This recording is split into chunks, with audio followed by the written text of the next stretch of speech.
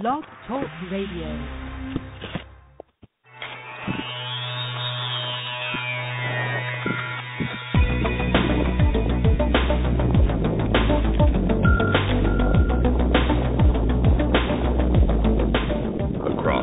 And around the world, streaming live on the internet, it's Real Estate Coaching Radio, bringing you the latest news, interviews, and secrets of the top producers.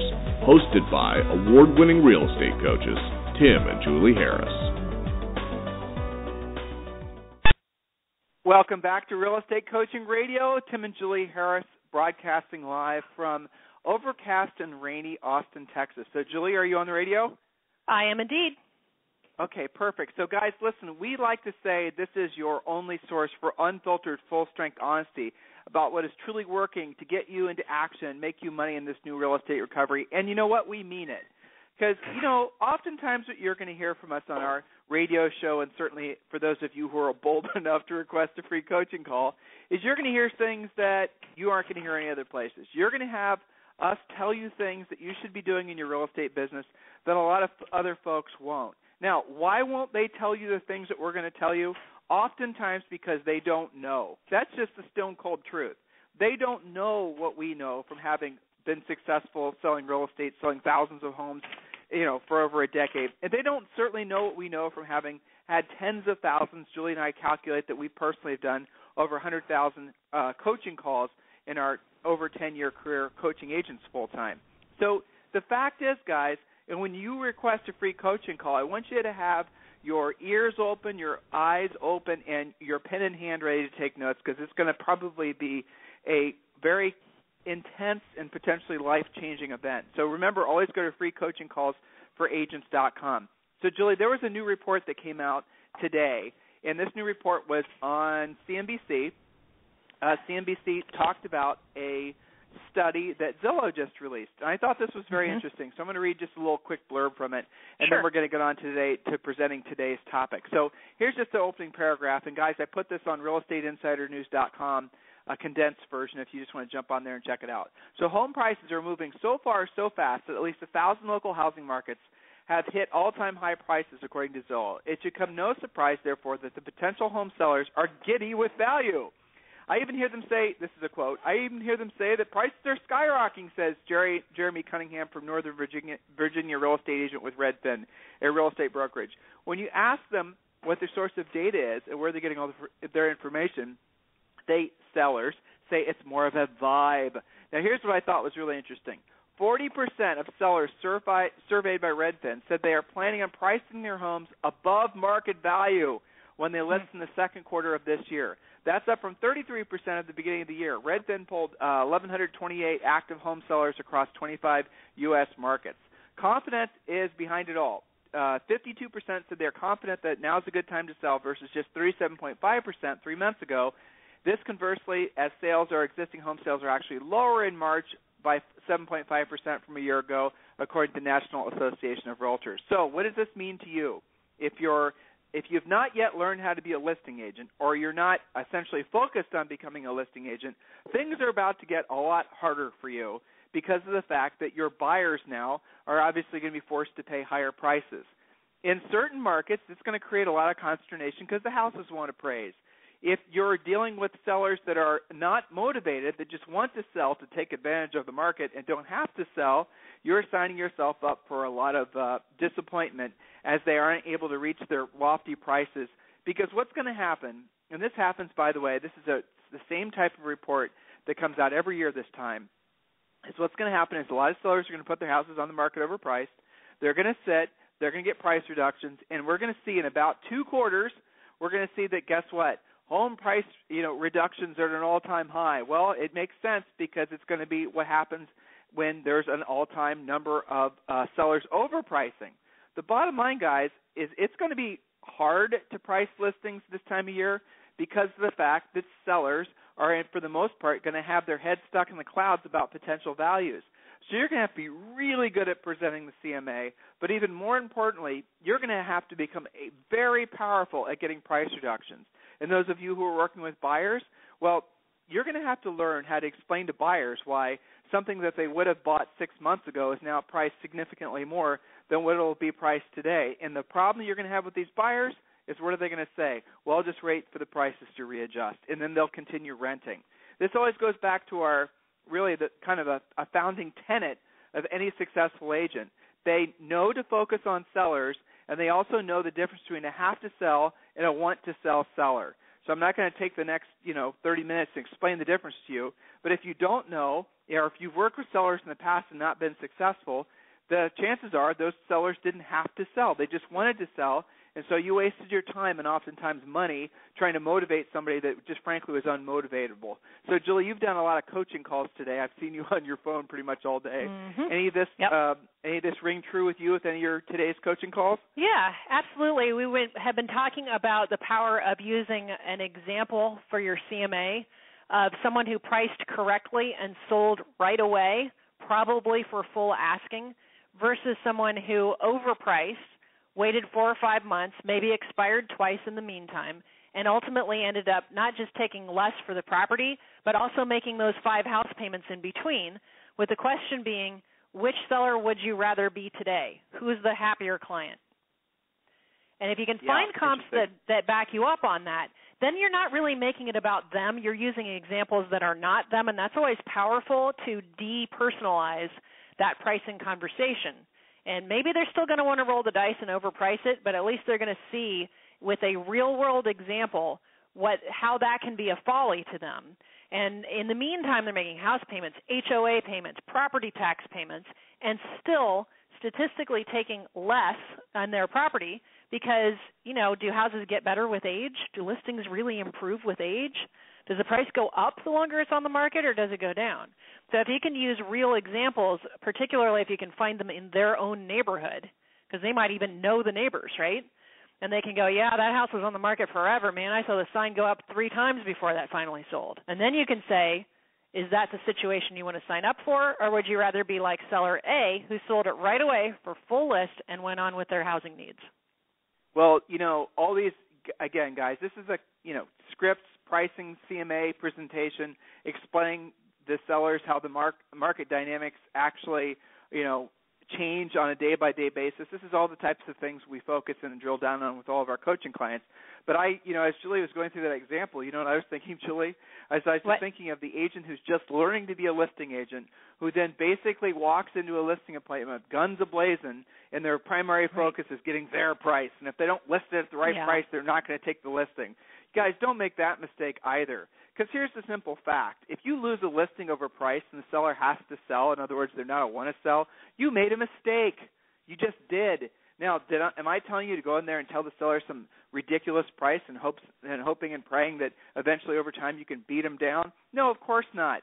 But if you have a seller, maybe it's because some other agent told them an inflated price, and if you have a seller that has to sell, remember we're not a want to sell, but it has to sell, you take the listing over price and be honest with the seller, explaining to them that, yes, Mr. Seller, I can understand why you think the house was worth in this price range, so let's go ahead and get it listed today, get it for sale, but we have to agree that after 2 weeks or 10 showings, if we do not have a written, verifiable, i.e. real offer, that we'll reposition the house on the market to more correctly reflect the buyer's expectations. The point is, don't lose it overpriced if the seller has to sell.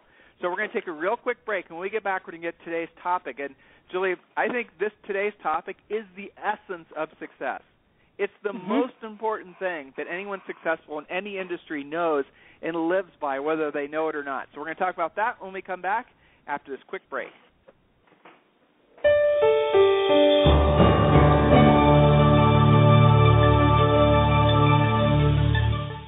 Is coaching right for you? And how can I guarantee it will work for me? Chances are you are asking yourself those questions right now.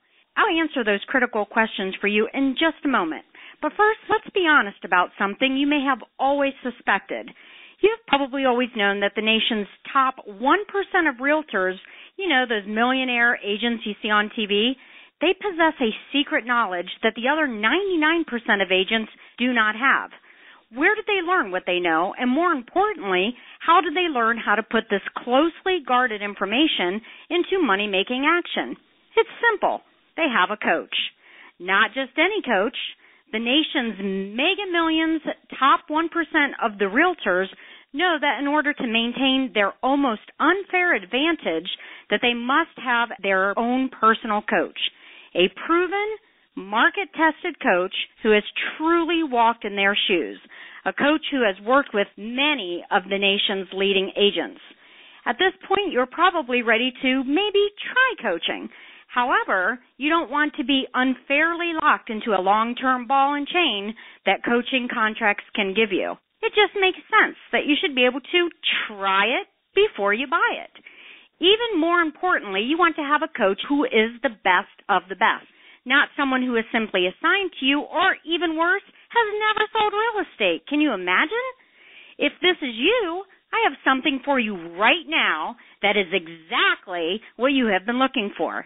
For the next 48 hours, Tim and Julie Harris Real Estate Coaching is offering you a free coaching call. This is a real coaching call with a real Tim and Julie Harris coach. Now, while you are thinking about it, why don't you visit us online at freecoachingcallsforagents.com to get started. Once again, that is freecoachingcallsforagents.com. Now, let's be clear. This exclusive coaching opportunity is only available for the first 50 realtors who are stone cold serious about their real estate business and know that in order to succeed at the highest level, they must hire a coach. So don't wait any longer. Take action now and visit us again at freecoachingcallsforagents.com to schedule your free coaching call. Again, that's freecoachingcallsforagents.com. Thanks so much. See y'all soon. Okay, guys, so the topic of today's call, and this is something that if this is the only thing you ever learn from any of our radio shows, this would be it. The one thing that I want all of you just to basically have tattooed on your brains so you can never forget this. It took me too long to learn this, and now this is almost always the first thing I try to impress upon any of my personal coaching clients.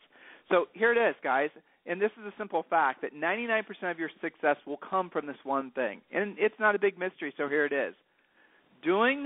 Write this down, doing what you don't want to do when you don't want to do it. At the highest level, a lot of you have heard us say this before, but are you actually practicing it? At the highest level is the key to your long-term lasting success. Doing what you don't want to do when you don't want to do it at the highest level is the key to your long-term lasting success in everything. Now, why is that true? Because a lot of us believe, and we've been, I'm going to say the word that popped into my mind first, lied to in order to believe that basically success comes from feeling motivated. And we then have to go through this 10-step motivational process, read this motivational book, attend this motivational event, or drink this motivational beverage, right? Isn't that what we're led to believe? So in other words, we're led to believe that on the other side of a feeling will come the actions necessary to lead to the success. But here's the fact. How often in just the past month have you woken up and actually felt motivated, truly felt motivated to do the hard work, to do the lead generation calls, to do the lead follow-up, to do the stuff that actually makes you money?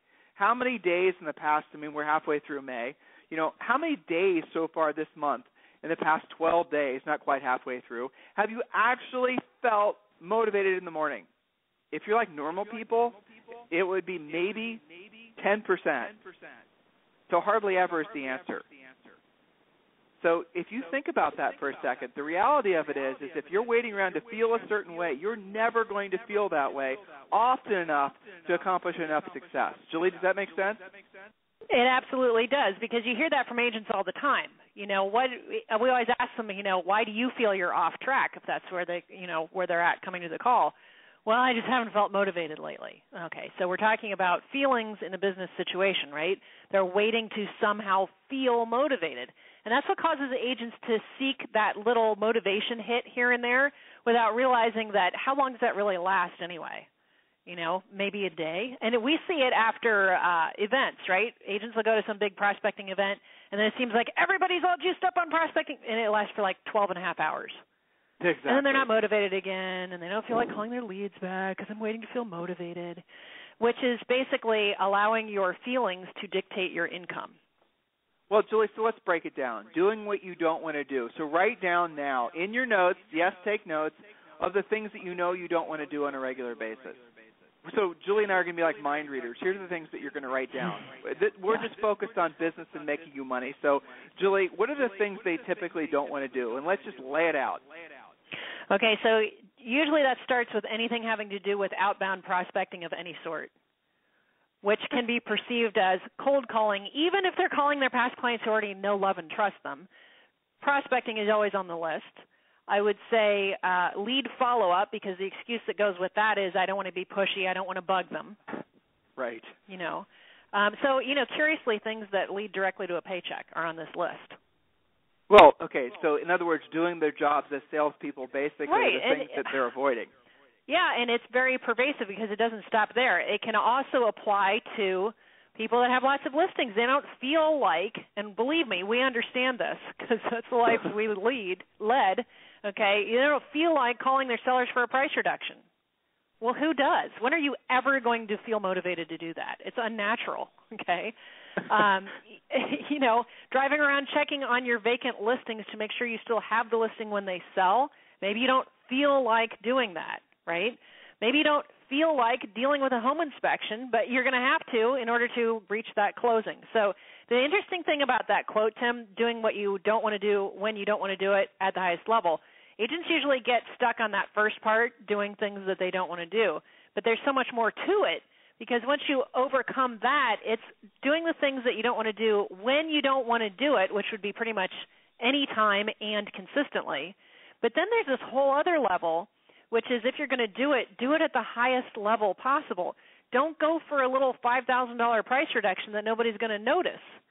Do something using a script, helping the seller understand why it's critical that they do this for their own success. You're doing that at the highest level. Well, it's the difference between somebody who actually makes contacts versus someone who actually makes appointments, right?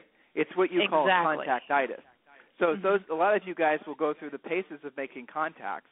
Those of you who've been with us for long enough, you know that at the end of the day, your job is not to be hiding behind a computer, sending emails or updating your Facebook status.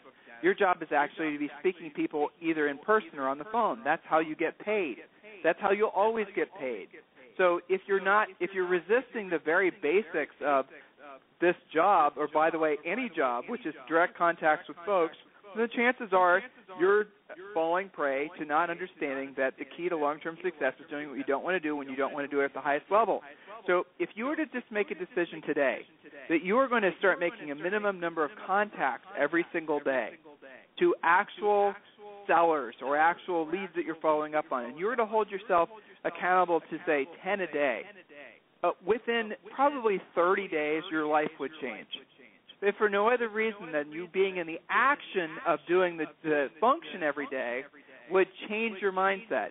So doing what you don't want to do when you don't want to do it at the highest level. So what does that mean? Not just making the contacts, but making the contacts with the intent of setting the appointment. Not Julie's example, not just calling and getting the easy over-the-phone price change, but actually maybe getting yourself in a situation where you have to kind of confront the seller about their unrealistic expectations about price, especially if the market starts to shift, which, listen to your coach, is going to happen in third or fourth quarter. How do I know that? Because there's going to be too many homes for sale that are overpriced, and obviously people are going to start talking about the fact that homes aren't appreciating as fast, and all this other Mickey Mouse information is going to start coming out where people are going to act like they're surprised by this huge market shift, but the reality of it is it's predictable. Too many houses coming for sale, too much new construction, the sellers that are pricing are overpricing, mixed in with the new construction. Towards the end of the year, we're going to have the market start to feel like it's favoring buyers again. That's normal. That's what's supposed to happen. But in any event, in the short run, doing what you don't want to do when you don't want to do it at the highest level is true for everything in your life, but especially the stuff that gets you paid. And that would be lead generation, lead follow-up, presenting, negotiating, and closing. Those 5 key functions, if you do those on a regular basis, every single day, around a schedule, at the highest level, realistically 60 to 90 days, you're going to see miraculous changes in your business. You're going to see consistent closings, consistent cash flow, Tim, this is what everyone says, because it's true. It's true no matter what you try to do. If you wanted to go to the gym today and you wanted to lose 20 pounds and you hired a coach to help you lose weight, they're going to tell you to eat a certain thing, exercise a certain way, do it every single day, log it, track it, compare it to how you did the previous week, and you're going to then see that you're going to get improvement every single day. So, Julie, can you help me understand why so many agents are so attracted to the idea of a overnight silver bullet get-rich-quick scheme that so many agents are, frankly, succumbing to? Yeah, well, that's just the easy path, or the perceived easy path, right? That doesn't require polishing your skills. It doesn't require following a schedule. It doesn't really require you to be accountable to anybody or anything.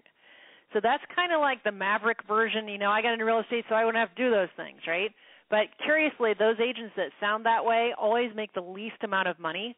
And, they are harder to coach, when they're looking for that silver bullet all the time. And I appreciate that it's easy to be looking for that because there's people emailing you stuff all the time, just buy my whiz-bang lead generation magic, lead dialer or whatever, okay? But it doesn't work.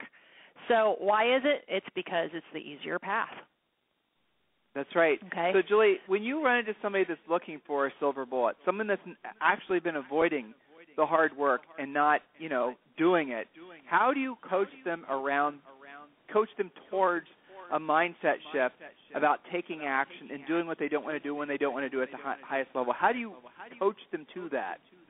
Well, I think the first thing is to really have an honest conversation about what they're doing now, because probably that's the stuff that's easy that they're comfortable with, they've probably been doing for years, and what they're getting now, because I wouldn't be talking to them as a potential coaching client or an existing coaching client if they were satisfied with what they were getting. So if we come to terms with the fact that what you're doing now is getting you what you're getting, are you satisfied with that? Because you can keep doing what you're doing and you will keep getting what you're getting. And the answer is always the same thing. No, because remember, we're talking to them for a reason, okay? Now, that doesn't mean that they're not getting anything. A lot of you guys, you make enough to pay the bills, which is great. Not everybody figures that out in real estate, but that's really just the first stage. Because if for some of you, you could also get a job at Starbucks. At least you'd then have benefits. You'd be working probably more hours. But if you just are doing this to get by, just to keep the lights on, I don't think that's probably why you got your real estate license. So the first stage, I think, is coming to terms with doing what you're doing now is getting what you're getting, and what you're doing now is probably what's easy and comfy for you. And then once there's that light bulb, all right, well, I guess if I keep doing that, I can either decide to settle with that, or if I want to get better and make more money and be more consistent, because that's always what we hear. I know how to do it now and then, but I need consistent income months. Then you have to add to your skill level to get the income that comes to people at a higher skill level. Does that make sense? But so where's the resistance? That's the big aha. Where's the resistance come in? But where's the resistance come in?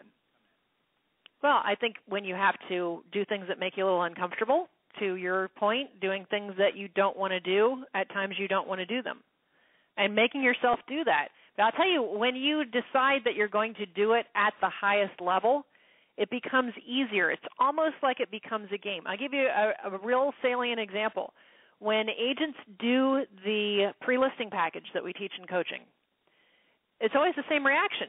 I feel like prospecting now. I can't wait to be in front of people and share my awesome pre-listing package that I spent all this time putting together and polishing. And now I actually have an answer when they say, why should I list with you? What makes you different than Bob at RE/MAX or Susie at Century 21? Now I can actually answer that question.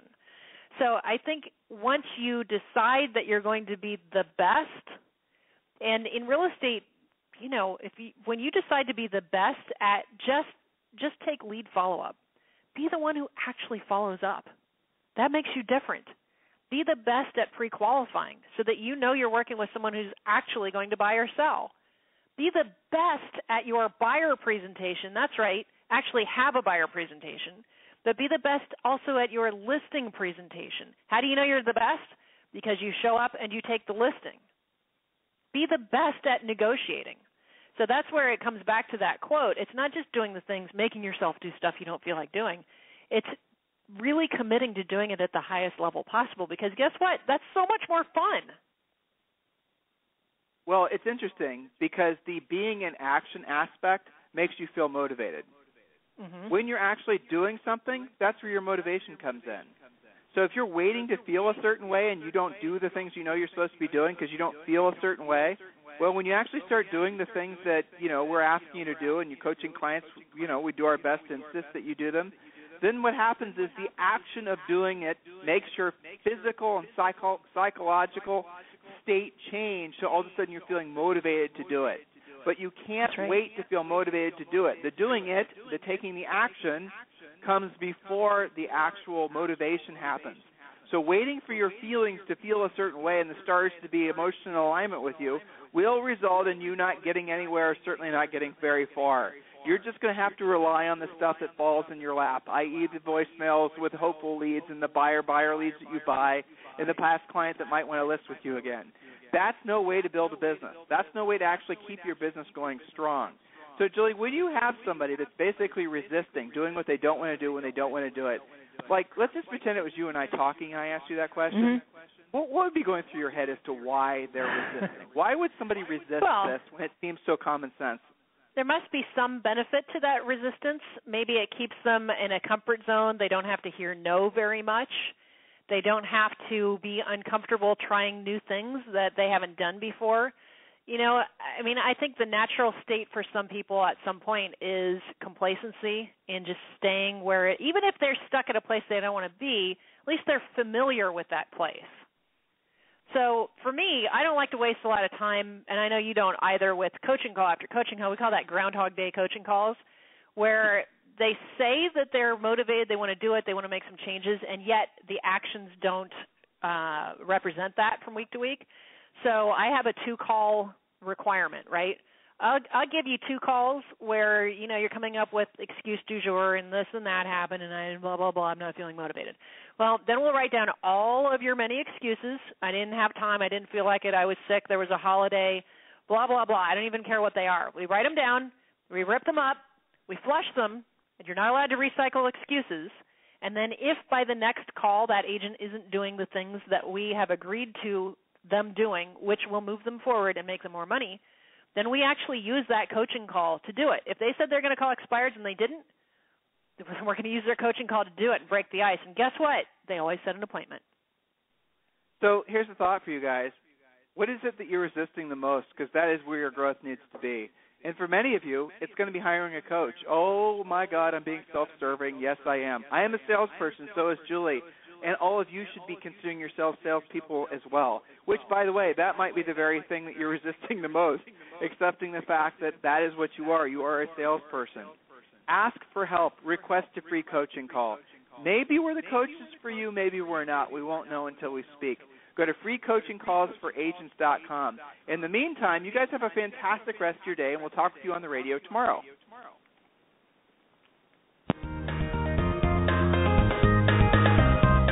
This program has been a presentation by Tim and Julie Harris, Real Estate Coaching.